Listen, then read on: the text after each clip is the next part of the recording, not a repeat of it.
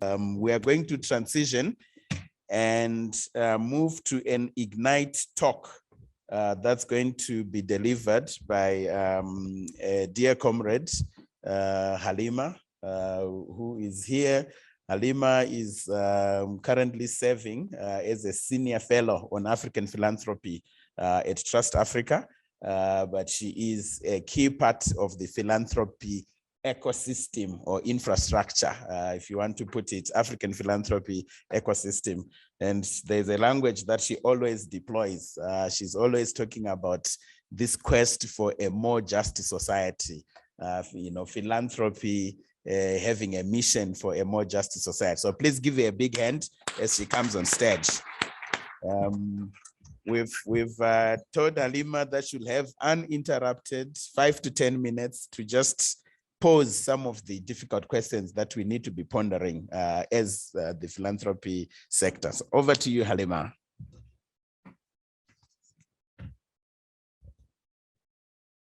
Thank you, Briggs. Good afternoon, everybody. I want to thank Maseko this morning for raising the COVID fog. So I have my notes, bear with me if I read. It's a real thing.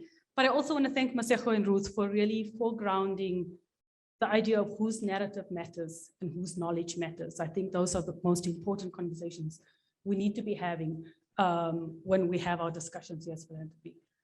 The theme of the conference is systems change and new normal. And I've been asked to talk about the role of philanthropy in relation to this. But first we must ask which system. Philanthropy in Africa is multifaceted, and we need to be mindful of using philanthropy as shorthand for institutionalized philanthropy. The latter is but one small part of a much larger giving sphere that is dominated by everyday giving, which is really professionalized or legally formalized, but really is embedded in everyday life. And actually, I don't want to change that system.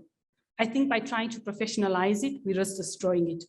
But we do need to better understand it and recognize the multiple roles it plays in advancing social change and then how we connect to those roles. But looking at institutional philanthropy space, which is where most of us come from, the last few years have seen significant critiques on institutionalized philanthropy and much talk about how the sector is changing. But is it? I think the answer is a complex one, and I'll try to talk about a few types of changes I'm seeing in the system and what a recentered lens needs to look like. So we've all heard much about the loosening of restrictions during the onset of COVID, easier qualification criteria, applications and reporting requirements, a loosening of grant conditions and terms, additional flexibility in funds, more operational and general support. Some of these changes were crisis responses and enforced only for that moment, while others have become a new normal. And all of these changes are important and useful, make no mistake. Civil society has been demanding these and many others for a long time, and rightly so. But do these changes address the heart of the agenda-setting critiques that are being leveled at the system? Or are they tweaks? Important tweaks, but tweaks nonetheless. Tweaks to practice that leave our fundamental fault lines in our system untouched. Why so? Because these tweaks are after the fact. They're after we have decided what narrative of change is needed in society, and after we've developed theories of change and how that will be achieved. It's after the strategy development process we take internally, and after our own formulations of what constitutes impact. It's after the decisions on what kind of civic spaces are the bearers of that change and deserving of or professionalized enough to obtain support. So these tweaks are after the biggest decisions have already been made. And while this is still the dominating mode of institutionalized philanthropic practice, it's by no means clear-cut. Many philanthropic institutions work on some form of hierarchy, and who influences the decisions at different levels of that hierarchy varies, depending on many different factors. Size, levels of authority, geography, colonial worldviews, type of philanthropy, nature of external input, founder board orientations, the list could go on. Some institutions are extremely top-down. Founder money translates into founder or board decision-making, sometimes overtly, others indirectly. Then some institutions have brought in expertise from the civic space into programming roles. And this plays some significant influence on the strategies and theories have changed and push barriers on who's brought into the funding room. I have many dearly loved colleagues who are working to shift these institutions, but with much resistance. Some institutions have created advisory boards, consultative committees, and other participatory practices to help inform how they understand issues. All of these are progressive changes and absolutely necessary ones, but they're still happening within a system that remains unchanged in how it sees its role, and a system that too often still mediates to different degrees the voices of those bringing in the perspectives from the ground.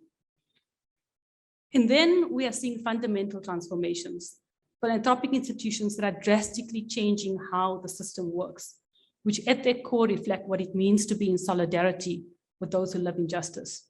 We see this in some feminist funds. We see this in some community philanthropies. We see this in some movement funds, in some activist-led participatory funds, and in some new configurations of solidarity funding. The lesson here, it can be done. It is being done. But in the larger scheme of things, these groundbreaking institutions are still few and far between.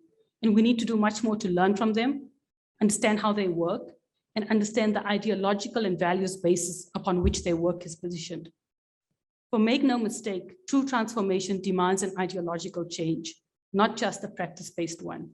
And until we do not ideologically reposition whose agency is central to informing our work, our positionality, our privilege, and our power can, despite many good intentions, do much harm, even while we're trying to do good. Now, power has become one of the most talked about topics in philanthropy, as it should be. But I want to put forward that philanthropic power is not the start of the conversation. Philanthropic positionality is. How we use our power is directly linked to how we position our work, how we position our role in advancing this work of a just society. And so we must ask, what does it look like to position ourselves not above, but in solidarity with, so that our role is to center the agency of those living in justice as the core of the work? But what does agency as a lens demand? It means that constituency-led agendas must dominate our understanding of the issues. It demands we fundamentally reconfigure our role in ways that decenter our institutions, our impact, and our legacies. That we are no longer inviting others to sit at our table or even setting up new tables in the same house, but enabling space for entirely new structures to shape the narratives and agendas on a just society, even if those structures exclude us. Does that make us redundant? Maybe, maybe not. It's not really about funding and getting out of the way, but funding and figuring out how do we still continue to support? How do we position our power in ways that are in solidarity? It demands that our philanthropy is inherently political, that we use our power to build collective organizing power. And that requires us to move beyond the professionalized civic space as the core of the work. It requires that we question how our bias to professionalization crowds out the many civic spaces that are doing transformative things on the ground. The ways in which the politics of exclusion in philanthropy inhibit agency is something we must contend with. It demands a commitment to a long-term change agenda that doesn't end when the grant or project ends or when we change our program areas, as philanthropy is very likely to do every few years. It demands a reflection on impact that is much more nuanced and dynamic, which is informed by constituency views of what is valued as impact and how that is assessed. It demands that we let go of the siloed programming and look at resourcing social change in ways that recognizes how multiple systems of oppression link to, build on, and compound each other, how multiple identities and characteristics can simultaneously elevate privilege and reinforce injustice, and how gains and progress on one issue can foreground gains and progress on another, or foreground limitations on those. And then we need to foreground the lived experience of people in this decision-making. These are by no means easy shifts to make, but for systemic change to happen out there, it must first happen in here. Our philanthropic system is inherently inequitable, but how we choose to position our privilege need not be so. Thank you for listening.